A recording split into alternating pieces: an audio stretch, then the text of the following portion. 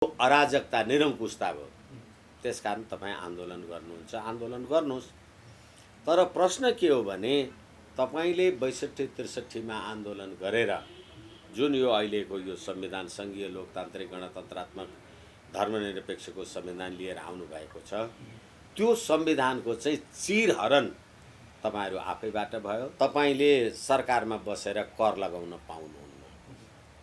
तपाईँ प्रतिनिधि सभा विघटन गर्नुभयो, खर्बौं खर्ब नेपाली जनतालाई ऋण बोकाउने अध्यादेश बजेट ल्याउनु। त्यो संविधान डढाउने मान्छे उप प्रधानमन्त्री, त्यो संविधान डढाउनेलाई तपाईँ प्रधानमन्त्रीको हैसियतले शपथ ग्रहण गराउने, अनि त्यसलाई नियुक्ति गर्ने, अनि त्यसलाई शपथ ग्रहण गराउने राष्ट्रपति भनेपछि यो सबै डढेन भने। म प्रतिनिधि सभाको सदस्यै रहिनँ, किनभने मैले प्रतिनिधि सभा डिजल्भ गरेँ, विघटन गरेँ भने अब म प्रतिनिधि सभाको सदस्यै छैन भने म प्रधानमन्त्री हो। अनि मैले तपाईँलाई कसरी मन्त्री बनाएँ भने यही देशको गणतन्त्रको उत्कृष्ट संविधान ल्यायौँ भन्ने यिनै 5 वटा भूतपूर्व प्रधानमन्त्रीहरू होइनन्, यही केपी शर्मा ओलीजीहरू होइन। अनि अहिले त्यो संविधान पटक पटक काम लागेन भनेर प्रतिनिधि सभा विघटन गर्ने यिनै प्रधानमन्त्री होइनन्। अनि फेरि यही बाबुराम भट्टराई भन्ने व्यक्तित्व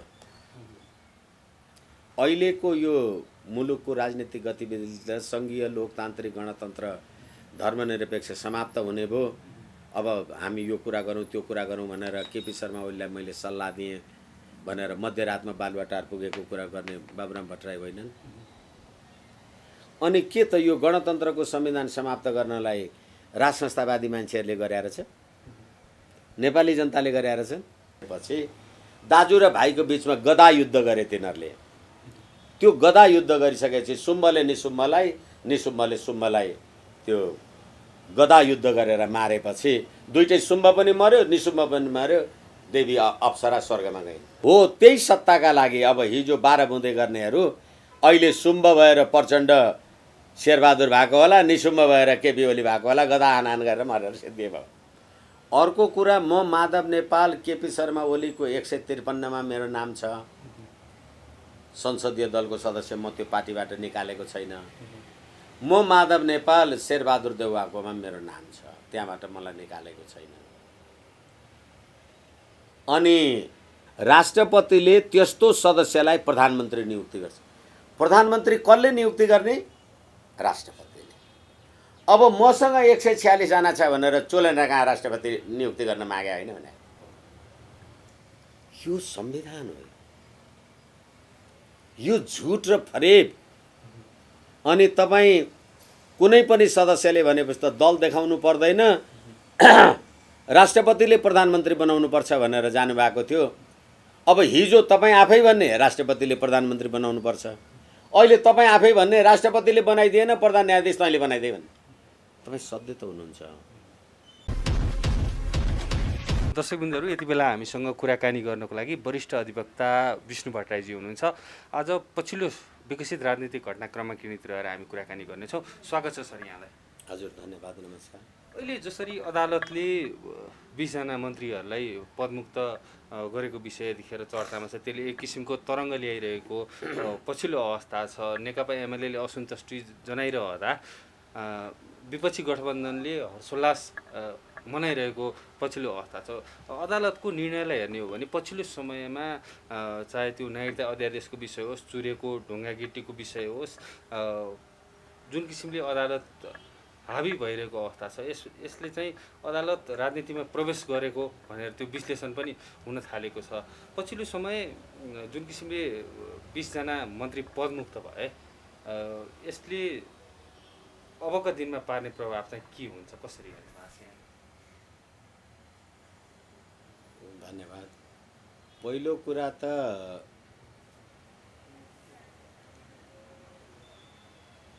राज्य भनेकै विधायिका, न्यायपालिका र कार्यपालिका हुन्छ। यो तीनवटा अङ्ग नभइकन राज्यको पूर्णता हुँदैन। तपाईहरू राजनीतिक रूपले जतिसुकै झगडा गर्नुहुन्छ, टन्टा गर्नुहुन्छ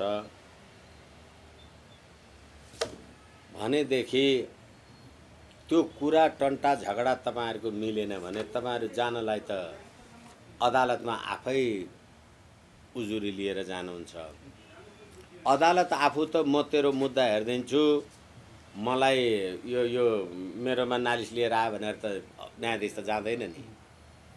तपाईँ हरेक राजनीतिक विवादको समाधानको लागि पनि सर्वोच्च नै जाने, अनि हरेक राजनीतिक समाधानको लागि अदालतले नै राजनीति गर्यो भन्ने हो भने अदालत नराख्नुहोस्।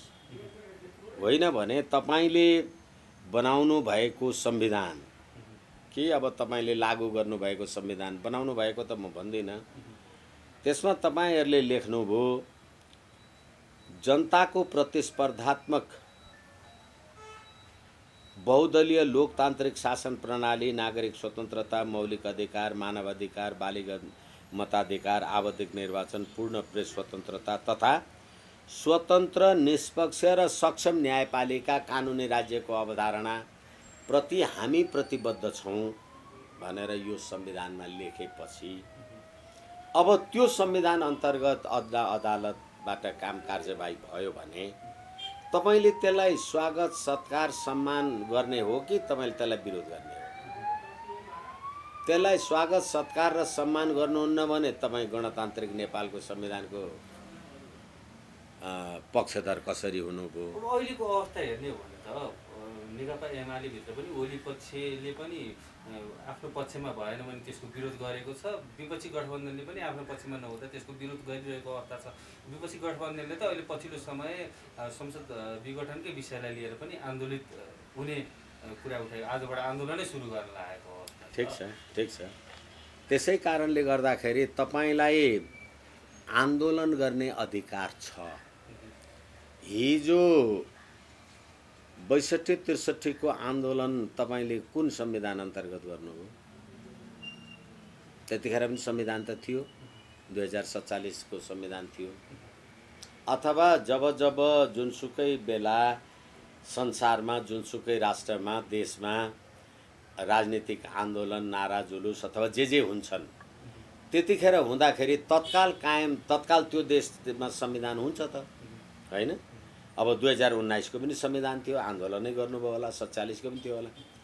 त्यसकारण आन्दोलन गर्नका लागि म तपाईलाई भन्न सक्छु, संविधानले नै तपाईलाई विचार र अभिव्यक्तिको स्वतन्त्रता दिएको हुन्छ। मैले राखेको मात्रै विचार सबैले मान्नुपर्छ भन्यो भने त्यो विचारको स्वतन्त्रता भएन, त्यो अराजकता, निरङ्कुशता भयो। त्यसकारण तपाईँ आन्दोलन गर्नुहुन्छ, आन्दोलन गर्नुहोस्।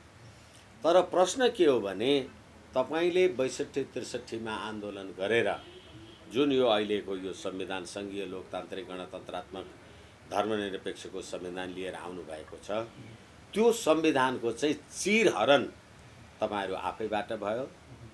त्यो राज्य व्यवस्थाद्वारा नेपाली जनताले एकै क्षण पनि सुख, शान्ति, समृद्धि, उन्नति हासिल प्राप्त गर्न सकेनन्।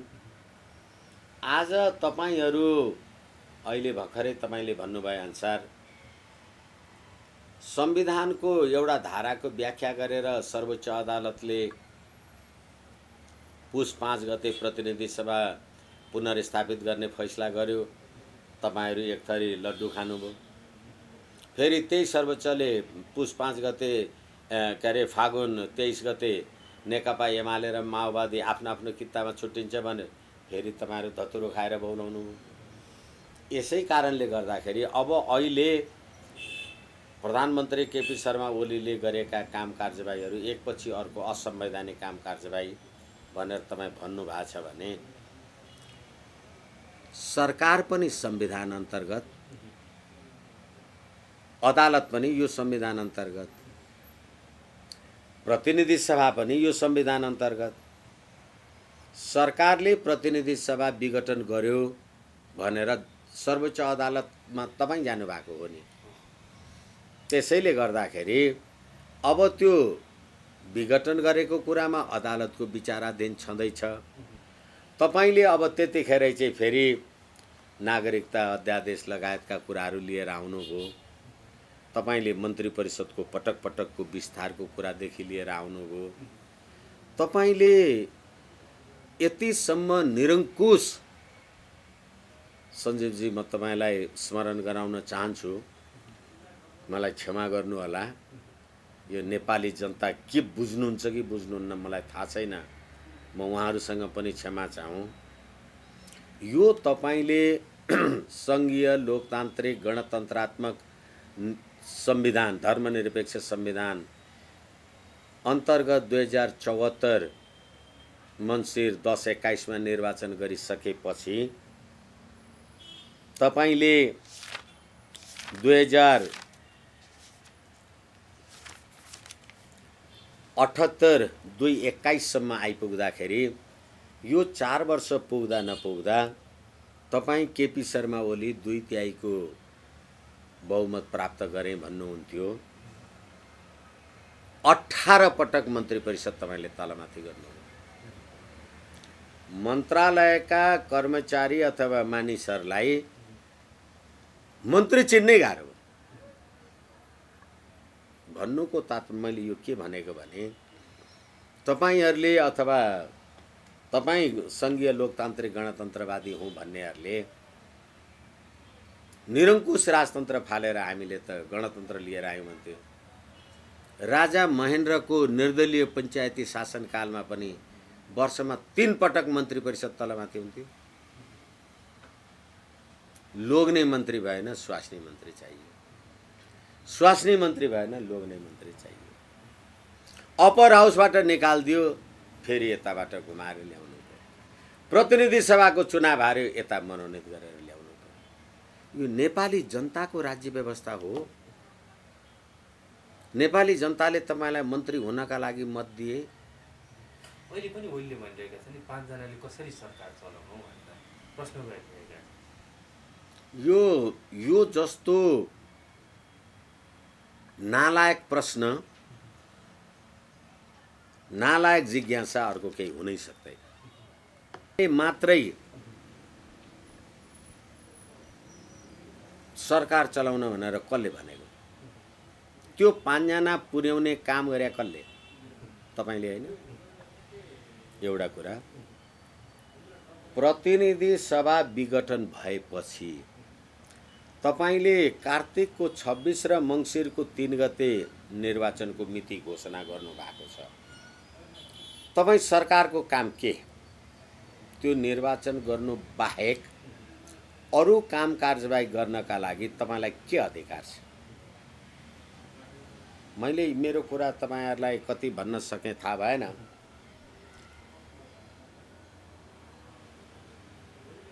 अमेरिकाको स्वतन्त्रता सङ्ग्राम हुँदा 1779 को स्वतन्त्रता सङ्ग्रामको नारा थियो, नो ट्याक्सेसन विदाउट रिप्रेजेन्टेसन। जनताका प्रतिनिधि नभइकन तपाईँले सरकारमा बसेर कर लगाउन पाउनुहुन्न। तपाईँ प्रतिनिधि सभा विघटन गर्नुभयो, खर्बौं खर्ब नेपाली जनतालाई ऋण बोकाउने अध्यादेश बजेट ल्याउनु। जनताको सहभागिता छ। प्रतिनिधि सभा विघटन गर्नुभयो, नेपालको राष्ट्रियता नै उल्टिन सक्ने नागरिकता विधेयक ल्याएर तपाईँले देश टुक्रा टुक्रा पार्छु भन्ने मान्छेलाई मन्त्री बनाउनु। अब प्रतिनिधि सभा जनताको संस्था विघटन गर्नुभयो, चुरे दोहनको नाउँबाट जे वित्तण्डा तपाईँले गर्नुभयो त्यो गर्नु। तपाईँले जो मान्छेलाई मन्त्री बनाउनु भयो, तपाईँले बनाएको तत्कालीन परराष्ट्र मन्त्री, मलाई परराष्ट्र मामिला त थाहै छैन तर पनि के न के भएँ भनेर भनेपछि तपाईँले मन्त्री बनाएका मान्छे कस्ता बनाउनु भएको छ? श्रीमान भएन भने श्रीमती मन्त्री बनाउनु। यो जस्तो निरङ्कुश राज्य प्रणाली के हुन्छ? तपाईँलाई त्यही लोग्ने स्वास्नी भर्ना गर्ने ठाउँ पुगेन भने हो। अब 5 जनाले मन्त्री कसरी चलाउने, 3 जनाले मन्त्री कसरी चलाउने भन्ने जहाँसम्म कुरा छ, तपाईले यो संविधानको, तपाईहरुको संविधान, यो संविधानको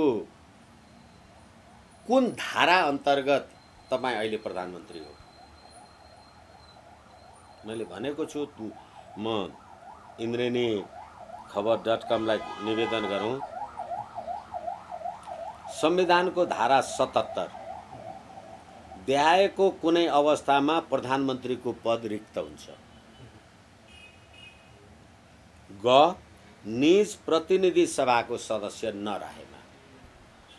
तपाई प्रतिनिधि सभा विघटन गर्नुभयो, तपाई प्रतिनिधि सभाको सदस्य हुनुहुन्छ? तपाई प्रधानमन्त्री हो। अनि तपाई प्रधानमन्त्री नै होइन, तपाई कसरी मन्त्री परिषद बनाउनु भयो? अनि यसैको 3 मा उपधारा 1 बमोजिम प्रधानमन्त्रीको पद रिक्त भएमा अर्को मन्त्री परिषद गठन नभएसम्म सोही मन्त्री परिषदले कार्य सञ्चालन गर्छ। तपाईलाई मन्त्री थप्ने र निकाल्ने अधिकार कहाँबाट आयो? तपाईको संविधान। अनि एमालेले भन्यो, बिमालेले भन्यो, अनि विपक्षीहरू खुसी भए, सत्ता पक्षहरू रुए। यो प्रश्नै होइन सञ्जीवजी। यति नीच, यस्तो राज्य प्रणाली, यस्तो राज्य व्यवस्था। ओलीले जसरी संविधानलाई नै टेरेका छैनन्, कुल्चेका छन्, संविधानलाई मानेका छैनन् भनिरहँदाखेरि विपक्षी गठबन्धनले जुन आरोप लगाइरहेको छ नि, यो संविधानलाई च्यात्नलाई ओली उद्धत छन्, यो संविधान सकेरै छाड्छन्। फेरि पनि विपक्षी गठबन्धनकै भाषामा भन्यो भने प्रतिगमनतर्फ उन्मुख छन् ओली भनेर एकैछिन यी कुराहरू पुष्टि गर्छ। मैले सुरुमा निवेदन गरेँ, यो संविधानले नेपाली जनतालाई अनुगमन चाहिँ के भयो? सुरुमा मैले भने, अहिले अब त 2 वर्ष पनि भइसक्यो। कोरोना महामारीले संसार आक्रान्त छ, देश जुन त जनता दुनिया मरेका छन्। अब यसमा धेरै वाद विवादहरू, भर्खरै बाढी आएर हजारौं जे तहस नहस तबाह भयो। यो संविधानले त्यसलाई सम्बोधन गर्यो। तपाईले भने जस्तो यो विपक्षीहरूले त्यसलाई सम्बोधन गरे। तपाईले भने अनुसार यो संविधान आएपछि स्थानीय सरकार, प्रदेश सरकार, केन्द्रीय सरकार भनेर अर्बौं मुलुक लुट्ने अपराधीहरूलाई सत्ता सुख गराउने भन्दा बाहेक नेपाली जनतालाई किन चाहियो? देख्न भएको छ कि यो संविधान किन चाहियो, कसलाई चाहियो? अहिले मैले तपाईलाई भर्खरै अमेरिकाको स्वतन्त्रता सङ्ग्रामको उदाहरण दिएँ। यो कुरा नेपाली कांग्रेसका मान्छेहरूलाई थाहा छैन, उनीहरूले पढाएको छैन, उनीहरू जान्दैन, 101 जान्दछन्। अनि यिनीहरूका वरिष्ठ विद्वान बुद्धिजीवी मान्छेहरू छैनन्। यो संविधान आएपछि आफ्नै देशको सेनालाई लकीरको फकीर बनाएर राष्ट्रिय झण्डा डढाएको होइन। अनि यो संविधान डढेर किन चाहियो? यही राजेन्द्र महतोहरूले यो संविधान डढाएको होइन भने, र यो संविधान डढाउनकै लागि म सत्तामा गएको हुँ भनेर उहाँको आफ्नो अस्ति जेठ 21 गते त नेपाललाई बहुराष्ट्रिय राज्य बनाउनका लागि, राष्ट्रिय मुक्ति आन्दोलन तयारी गर्नका लागि हामी यहाँ आएका हौं भनेर यो संविधान डढिसक्यो। संघीय लोकतान्त्रिक गणतन्त्रात्मक संविधान डढिसकेपछि त्यो संविधान डढाउने मान्छे उप प्रधानमन्त्री, त्यो संविधान डढाउनेलाई तपाई प्रधानमन्त्रीको हैसियतले शपथ ग्रहण गराउने, अनि त्यसलाई नियुक्ति गर्ने, अनि त्यसलाई शपथ ग्रहण गराउने राष्ट्रपति हुने यो सबै डढेन भने सकियो। यो बाँकी घाँस। मैले तपाईलाई फेरि पनि भने, यही संविधान तिनीहरूकै संविधानको कुरा व्यवहारमा सकियो भन्नुभयो तपाईले। एकैछिन, अब त्यसो त सास गए पनि मान्छे त छ नि भने त भने। देहायको कुनै अवस्थामा प्रधानमन्त्रीको पद रिक्त हुनेछ भनेपछि निज प्रतिनिधि सभाको सदस्य नरहेमा म प्रतिनिधि सभाको सदस्यै रहिनँ, किनभने मैले प्रतिनिधि सभा डिजल्भ गरेँ, विघटन गरेँ भने अब म प्रतिनिधि सभाको सदस्यै छैन भने म प्रधानमन्त्री हो। अनि मैले तपाईँलाई कसरी मन्त्री बनाएँ होला? कहाँ छन् नेपाली जनता? र अब तीनजनाले सरकार बना, सम्पूर्ण नेपाली जनताको संस्था तपाईँले डिजल्भ गर्नुभएको छ। तपाईँलाई अहिले 25 जनाको गडगडी गरेर के काम छ? र तपाईँ मन्सिर 3 गते, कार्तिक 26 गते चुनाव गर्छु भन्नुहुन्छ। तपाईँले शपथ ग्रहण गरेको संविधानले त उपधारा 1 बमोजिम प्रधानमन्त्रीको पद रिक्त भएमा अर्को मन्त्री परिषद गठन नभएसम्म, अर्को मन्त्री परिषद कहिले गठन हुन्छ? चुनाव भएपछि जनताले मत देलान्। जनताले तपाईँलाई नै मत दिन्छन्, उसलाई पनि देलान्, मलाई पनि देलान्, त्यसलाई पनि देलान्। अनि भनेपछि भोलि कुन सरकार आउँछ, कसले चुनाव जित्छ, तपाईँ अहिले मन्त्री परिषद विस्तार गर्ने?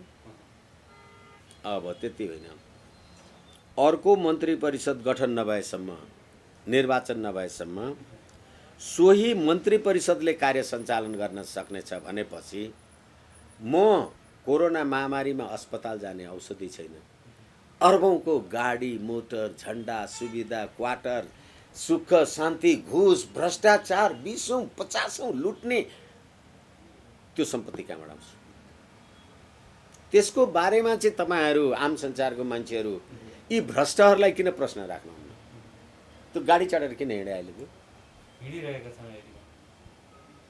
यस कारणले गर्दा होइन, यसै कारणले गर्दा मैले इन्द्रिणी आम संसार मार्फत आम नेपाली जनतालाई भने जनता कहाँ छ? तिमीले कर तिरे पैसा होइन, तिम्रो घर परिवार आफन्त विफन्त कोनी के बाढी पीडित भएर मरेका मान्छे होइन, बल्ल बल्ल आएको मेलम्ची बाढीले बगाएर ल्यायो कसैलाई हो। त्यस कारणले गर्दाखेरि तिमी छौ भनेदेखि तिमीले दुःख नपाएर कसले पाउँछ? अनि त्यसैले नेपाली जनतालाई यो संविधान चाहिएन भने मैले मरिसक्यो, यो काम छैन। यो व्यवहारमा मर्यो भन्नुभयो, वास्तविक रूपमा चाहिँ प्रक्रियागत रूपमा चाहिँ कसरी यो संविधान तपाईँले भने जस्तै च्यातिने अवस्था आउँछ, नयाँ संविधान आउँछ? हामीले 62-63 सालको आन्दोलन हेऱ्यौँ अथवा त्योभन्दा अगाडि पनि आन्दोलन भए, नेपाली जनता सडकमा परिवर्तनको लागि उठ्यो भने कसले रोक्ने? त्यसैले म बार बार नेपाली जनताको नाउँमा निवेदन गरिराखेका छु। मैले धेरैचोटि भने अस्ति जेठ 23 गते यो देशको प्रधान सेनापतिले नेपालको पछिल्लो राजनीतिक परिस्थितिले सुरक्षा चुनौती ल्याउन सक्ने कुरामा सेना सजग छ भने, नेपालको पछिल्लो राजनीतिक परिस्थिति भने के अहिले हामीले कुरा सुरु गर्दा हरेक कुरामा अदालतमा जाने, हरेक कुरामा कोनी के गर्ने, यो त राजनीति त एकदमै कामै नलाग्ने भयो, अदालतले राजनीति गरे। यो राजनीतिक अस्थिरताको कारक को हो? तपाईँ 5 वटा भूतपूर्व प्रधानमन्त्री र तपाईँ बालवाला प्रधानमन्त्री, तपाईँहरू नै होइन? अनि यो संविधान बमोजिम सर्वोच्चमा रिट हाल्न जाँदा, यो संविधान बमोजिम मन्त्री परिषदको विरुद्धमा रिट हाल्दा, यो संविधान बमोजिम चुरे भावरवाला कुरा गर्दा मुलुकको राजनीति नै अस्थिर हुने रहेछ भने कस्तो गाई जात्रे संविधान बनाउनु भएको रहेछ त? त्यो संविधान पालन गर्यो कि देश अस्थिर भइहाल्ने? त्यति मात्रै होइन, 5 वटा भूतपूर्व प्रधानमन्त्रीहरूले जब प्रधान सेनापतिले मुलुकको राजनीतिक अस्थिरताले सुरक्षा चुनौती उपस्थित भएको छ भनेपछि त्यसको 5 दिन बित्दा नबित्दा 5 वटा भूतपूर्व प्रधानमन्त्रीहरूले किन त्यो कुराको बारेमा प्रश्न उठाए? के प्रधानमन्त्रीले, प्रधान सेनापतिले बोलेको कुरा विदेशीले बोले हो? बाह्य हस्तक्षेप भयो भने पूर्व प्रधानमन्त्री एकैछिन प्रधान सेनापति त्यो कुरा भन्नुहुन्छ र भूतपूर्व 5वटा प्रधानमन्त्रीहरू देशमा विदेशी शक्तिको गतिविधिलाई सम्बोधन गर्नुहुन्छ भने देशमा विदेशी शक्तिको गतिविधिलाई सम्बोधन गराउने 12 बुँदे समझदारी हुँदै गणतन्त्रको संविधान ल्याउने तिमीहरू नै 5वटा भूतपूर्व र एउटा वर्तमान केपी ओली तिमीहरू नै होइन? विदेशी शक्ति भित्राउनमा सञ्जीव केसीले के गर्यो मलाई भन त? त्यो बाढीमा अस्ति मरेको त्यो सिन्धुपाल्चोकको भाइ त्यसले के गरेको? सडकमा गिटी कुट्दैछ यो घाममा टटलापुर। आमा दुध खुवाउन नपाएर भात खान नपाएर छोरालाई त्यो बच्चालाई खुवाउने दुध छातीबाट निस्किन सुकिसकेको छ। त्यतिखेर पनि कर उठाएर खाँदैछौ। देशमा सुरक्षा चुनौती ल्याउन जनताले के गरे? यिनी राजनीतिक दल शीर्षस्थ भने एकै नेतृत्वले गरे। तपाईको कुरासँग मेरो असहमति होइन। त्यो तपाईलाई थाहा रहेछ त नेपाली जनता सडकमा के गर्छन्? त्यति मात्रै होइन, कति भन्ने कुरा हुन्छ।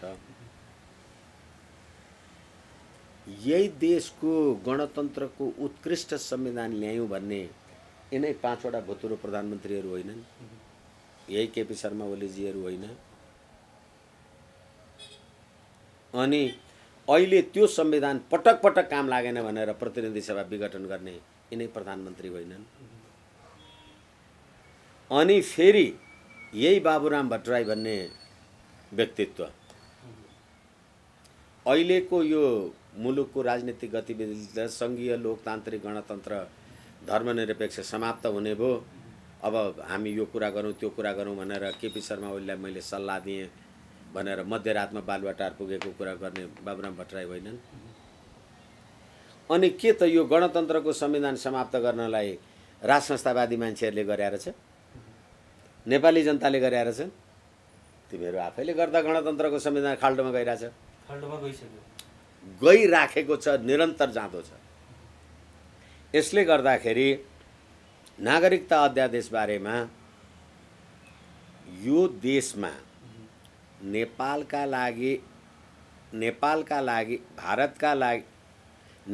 लागि भारतीय राजदूत रणजित रायले अस्ति 29 मेमा के भने, केपी ओलीको सरकारको कुरालाई लिएर महन्त ठाकुरको सहभागितालाई लिएर प्रधानमन्त्री ओलीलाई भारतको समर्थन छ भन्ने धारणा नेपालमा व्याप्त छ र तराईको मागमा ओलीले ल्याएको नागरिकता अध्यादेश भारतका लागि रुचि र अनुकूलको विषय हो। कसले चलाछ देश? भारतका राजदूत मनजित सिंह पुरी भन्दैछ, नेपाली जनताको हो। अब त्यसै गरेर अर्का भारतीय राजदूत भन्छन् काठमाडौँलाई, श्याम शरण, काठमाडौँलाई लाग्छ नेपालमा राजतन्त्र मातहत हिन्दू राष्ट्र फर्काउन ओलीले भारतलाई वचन दिएका छन्। नेपाली जनताको राज्य व्यवस्था खोइ सबै भारतबाट सञ्चालित छ र सञ्चालित छ होइन। तपाईँ मेरो घरमा आउनुभयो भने पनि तपाईँ र मेरो भेट हुन्छ। म तपाईँको घरमा गएँ भने पनि तपाईँ र मेरो भेट हुन्छ। तर तपाईँ मेरो घरमा आउँदाखेरि मेरो घरको ढोकामा शिर झुकाउनुपर्छ। म तपाईँकोमा जाँदा तपाईँकोमा झुकाउनु। भारतमा शिर झुकाउन गएका यिनीहरू नै होइनन्, यिनै 12 बुँदेका। अनि अहिले राष्ट्रियता कहाँ छन् नेपाली जनता? गणतन्त्र ल्याउँ, ठुलो काम गर्यो। अब यो बिचमा नि जुन किसिमले सर्वोच्चले निर्णय गरेर 20 मन्त्रीलाई पदमुक्त गराइदियो, अब कसरी अगाडि बढ्छ राजनीति? विपक्षी गठबन्धनले आन्दोलनको तयारी गरेको छ, आजबाट आन्दोलन सुरु गर्ने। ठिक छ।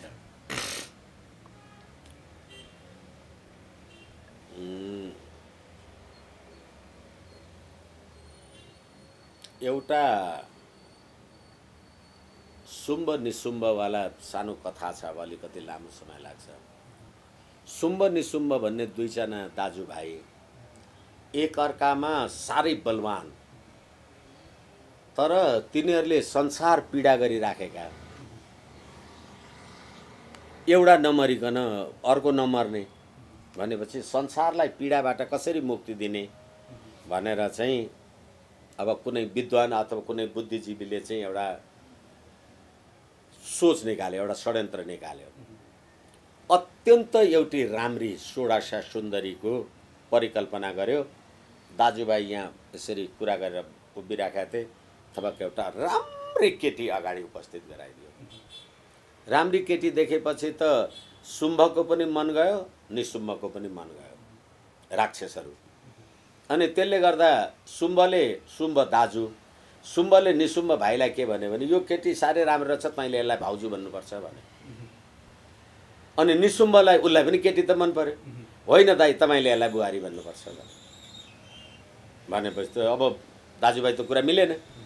नमिलेपछि ल त यो कसरी त कुरा भएन, यही केटीलाई सोधौँ के भन्ने रहेछ भने, होइन म त सुन्दरी हुँ, म जसको भए पनि तपाईँहरू जस्तो वीर दाजुभाइहरू हुनुहुन्छ, तपाईँहरूको श्रीमती हुन पायो भने मलाई त खुसीको विषय हुन्छ। तर म त जो वीर छ त्यसको मात्रै श्रीमती हुन्छु, तपाईँहरूमध्ये जो बलवान हुन्छ उसैकी हुन्छु भनिदिएपछि त उनीहरूलाई त श्राप थियो। जब शुम्भ निशुम्भ एकअर्कामा झगडा हुँदैन तबसम्म उनीहरूलाई कसैले हराउन सक्दैन। जब उनीहरूको बिचमा द्वन्द्व हुन्छ अनि त्यहाँबाट समाप्त हुन्छ भनेपछि दाजु र भाइको बिचमा गदा युद्ध गरे तिनीहरूले। त्यो गदा युद्ध गरिसकेपछि शुम्भले निशुम्भलाई, निशुम्भले शुम्भलाई त्यो गदा युद्ध गरेर मारेपछि दुइटै शुम्भ पनि मर्यो, निशुम्भ पनि मर्यो, देवी अप्सरा स्वर्गमा गइन्। त्यस कारणले गर्दाखेरि एउटा अत्यन्त राम्री सुन्दरी उपस्थित गरिदिएपछि दुईजना दाजुभाइको बिचमा गदा हानाहान भयो, मरे सिद्धियो र त्यो जसले छल गरेको थियो त्यो देवी, त्यो सुन्दरी, उनी आफू स्वर्गमा गइन्। मैले भन्न खोजेको कुरा के हो भने सत्ता त्यस्तो हुन्छ। सत्ता भएपछि तपाईँ त्यसको लागि दाजुभाइ इष्टमित्र कोही हेर्नुहुन्न र अर्कोले पनि त्यसरी हेर्दैन।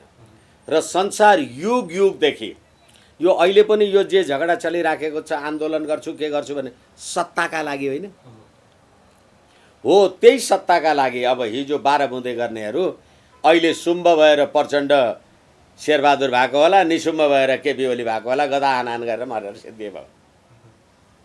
यसै कारणले गर्दाखेरि अर्को त विकल्पै छैन। नभएदेखि होइन, आफै सिद्धिन्छन्। त्यसको लागि त्यसो त जसको बुद्धि होला, क्षमता होला, ज्ञान होला। र अहिले फेरि मैले तपाईँलाई यो श्याम शरणवाला जे कुरा बताएँ, नेपालमा राजतन्त्रको कुराहरूको बारेमा उनीहरूले त्यत्तिकै कुरा गरे। यही बाबुराम भट्टराई उनले एउटा ट्विटमा नेपालको पछिल्लो राजनीतिक घटनाक्रमले गर्दाखेरि त गणतन्त्र समाप्त हुने भयो, भारतको हिन्दूवादी आरएसएसले नेपालको राज संस्था हिन्दू राष्ट्रलाई बलमद्दत पुर्याएको छ भन्ने कुराको ट्विट गर्दा भारतको सत्ताधारी पक्षको विजय चौथाइवाला कि के भन्ने एकजना व्यक्तित्वले नेपालको राजनीतिको बारेमा तपाईँ आफू कुरा आफू भन्नुहोस्, भारतको बारेमा भन्ने तपाईँलाई के अधिकार छ? र तपाईँ भारतको बारेमा यो कुरा भनिराख्नु भएको छ भने अस्ति जेएनयूमा बसेर भारतमा भात खाएको कुरामा अहिले पनि तपाईँ ती हुनुहुन्छ भन्दै थियो भनेपछि कहाँबाट आकार छ नि थाहा भएन। यसैले यी शुम्भ निशुम्भहरूका लागि अब अहिले यो सत्ता त्यो भएको छ र नेपालमा संवैधानिक राज संस्था हिन्दू राष्ट्र र अखण्ड नेपालको बारेमा कहीँ पनि अब त विवाद उठ्न छोडिसक्यो। अब यो संविधान विघटनको विषयमा कुराकानी गर्दाखेरि जुन सुनवाई चलिरहेको छ, पुनर्स्थापना भएको अवस्थामा के हुन्छ? जसरी अधिवक्ताहरूले पनि दाबी गरिरहेका छन्, आफ्नो अभिव्यक्तिहरू दिइरहेका छन्, बहुमत पुगेको कारण शेरबहादुर देउवाला प्रधानमन्त्रीको रूपमा नियुक्ति गर्नुपर्छ भनिरहेका छन्। म यो मुद्दामा पक्ष विपक्षमा छैन। वकिलहरूले आफ्नो तर्क राख्न पाइन्छ। तर अहिले मलाई यो संविधान हेरेर उहाँ कानुन व्यवसायी अथवा जो जसले होस् यो तर्क राखेको देख्दाखेरि हाँस उठ्छ मलाई चाहिँ। याद गर्नुहोस् न सन्दीपजी, तपाईँहरू कानुन व्यवसायी त होइन होला, आम संसारको मान्छे होला। म तपाईँहरूलाई पनि निवेदन गरौँ, अहिलेको प्रतिनिधि सभामा 275 सदस्य हुन्छन्। अस्ति 2078 जेठ 7 गते तपाईँ केपी शर्मा ओलीजी त्यही राष्ट्रपतिकोमा जानुभयो। मसँग पहिले तपाईँ म विश्वासको मत लिन सक्दिनँ भन्नुभयो, कुरा लामो हुन्छ, छोट्याएको मैले। मसँग 153 सदस्य छन्, मलाई प्रधानमन्त्री बनाऊ भनेर केपी शर्मा ओली भन्नुभयो। त्यसै गरेर शेरबहादुर देउवाले भन्नुभयो मसँग 149 सदस्यहरू छन्, मलाई प्रधानमन्त्री बनाऊ भनेर भन्नुभयो।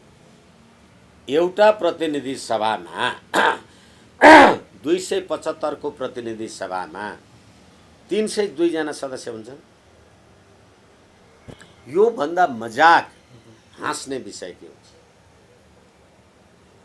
हो तपाईको वकिलले के भन्यो, मेरो वकिलले के भन्यो मलाई थाहा छैन, भएको यही हो। अब तपाई के भनेर जानुभयो? मलाई संविधानको धारा 76(5) बमोजिम प्रधानमन्त्री बनाउन दिनुस्।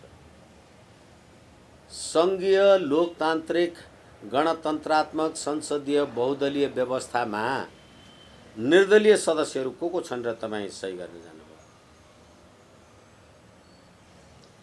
दोस्रो, अर्को कुरा, म माधव नेपाल केपी शर्मा ओलीको 153 मा मेरो नाम छ। संसदीय दलको सदस्य म त्यो पार्टीबाट निकालेको छैन। म माधव नेपाल शेरबहादुर देउवाकोमा मेरो नाम छ, त्यहाँबाट मलाई निकालेको छैन। अनि म राजेन्द्र महतो केपी शर्माकोमा सही गरेको छु 153 मा, जनता समाजवादी पार्टी। म बाबुराम भट्टराई शेरबहादुर देउवाकोमा सही छाप गरेको छु, म पनि जनता समाजवादी पार्टी। अब त्यो दुईटै निवेदन हेर्दाखेरि त्यो राष्ट्रपति भएको मान्छेले त्यो बौलाउने हो कि लड्डु खाने हो? यो सधैँ दिमागले तपाईँ हो भने पागल हुनुहुन्न भने। अधिवक्ताजीहरूले के भन्नुभयो? सत्य त यही हो नि, तपाईँ जे भन्नुहोस् न। यसकै वरिपरि चाहिँ घुमिरहेको छ। अब त्यसैले अघि मैले तपाईँलाई सुम्ब निसुम्बको कथा भनेन, त्यही घुम्दैछन्।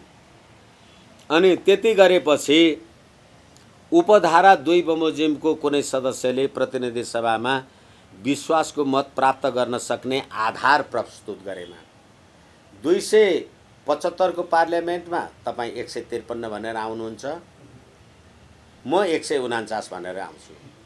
अब विश्वासको मत प्राप्त गर्न सक्ने आधार के हो? आधार छ। अब फेरि विश्वासको मत प्राप्त गर्न सक्ने आधार प्रस्तुत गरेमा, अब फेरि सुन्नुहोस्, राष्ट्रपतिले, शब्दको लागि फेरि पनि ध्यान दिनको लागि निवेदन गर्छु, राष्ट्रपतिले त्यस्तो सदस्यलाई प्रधानमन्त्री नियुक्ति गर्छ। प्रधानमन्त्री कसले नियुक्ति गर्ने? राष्ट्रपतिले। अब मसँग 146 जना छ भनेर चोलेर कहाँ राष्ट्रपति नियुक्ति गर्न मागे होइन भने? नियुक्ति गर्ने कसले? मैले, म राष्ट्रपतिले। तपाईँ प्रधान न्यायाधीशले मलाई नियुक्ति गर्ने हो? खै, उहाँहरूको संविधान। यसरी सबै प्रणाली भङ्ग भइसकेको अवस्था हो अहिलेको अवस्था। किनभने 2078 वैशाख 27 गते प्रतिनिधि सभामा म केपी शर्मा ओली मैले पनि विश्वासको मत पाइनँ, जम्मा 93 भोट पाएँ, मत पाएँ। त्यसै गरेर मेरो विपक्षी शेरबहादुर देउवाजीहरूले पनि 124 पाउनुभयो, दुईटैको 136 त पुगेन नि। त्यो पार्लियामेन्टले अर्को सरकार बनाउँछ भनेर पछि लागे गर्नुपर्छ भनेर यो संविधान बनाउनेहरू सधैँ हुन् कि खुस्किया हुन्? 27 गते थाहा भयो नि, तपाईँले पनि सरकार बनाउन सक्नु भएन, मैले पनि सरकार बनाउन सकिनँ। अब अहिले फेरि 149 पुर्याएँ, 100 को। अब एउटा प्रश्न उठ्छ, होइन सदस्यहरू समीकरण ध्रुवीकरण तलमाथि त आउजाउ गरे होला नि त भन्यो भने, राजनीतिक दल सम्बन्धी ऐन 2073 ले तपाईँ जुन दलबाट निर्वाचित भएको त्यो दल तपाईँ त्यागै गर्न सक्नुहुन्न, तपाईँको सदस्यता सिद्धिन्छ।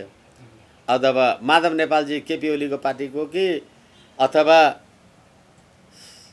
शेरबहादुर देउवाले प्रतिनिधि सभा सदस्य शेरबहादुर देउवा भनेर निवेदन दिनुभएको छ सर्वोच्चमा। शेरबहादुर देउवाको पार्टी छ कि छैन? अनि पार्टी छ भनेदेखि सर्वोच्च अदालत ढाँट्न पाइन्छ?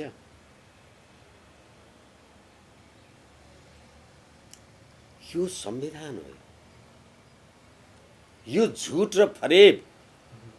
अनि तपाईँ कुनै पनि सदस्यले भनेपछि त दल देखाउनु पर्दैन, राष्ट्रपतिले प्रधानमन्त्री बनाउनु पर्छ भनेर जानुभएको थियो। अब हिजो तपाईँ आफै भन्ने राष्ट्रपतिले प्रधानमन्त्री बनाउनु पर्छ, अहिले तपाईँ आफै भन्ने राष्ट्रपतिले बनाइदिएन, प्रधान न्यायाधीश तैँले बनाइदिए भन्ने। तपाईँ सधैँ त हुनुहुन्छ, त्यति होइन। तपाईँ कुनै सदस्य शेरबहादुर देउवा कुनै दलको होइन, ल तपाईँ प्रधानमन्त्री हुनुभयो, तपाईँ पार्लियामेन्टमा पुग्नुभयो, भोलि प्रतिनिधि सभा पुनर्स्थापित भयो, पार्लियामेन्टमा पुग्नुभयो भने तपाईँ कुन कुर्सीमा बस्नुहुन्छ? निर्दलीयमा बस्नुहुन्छ कि संसदीय दलको कुर्सीमा? अनि राष्ट्रपतिकोमा निर्दल, यता पार्लियामेन्टमा आउँदा चाहिँ बहुदल के बनायो? यही संविधान अनि वरिष्ठहरूले भन्नु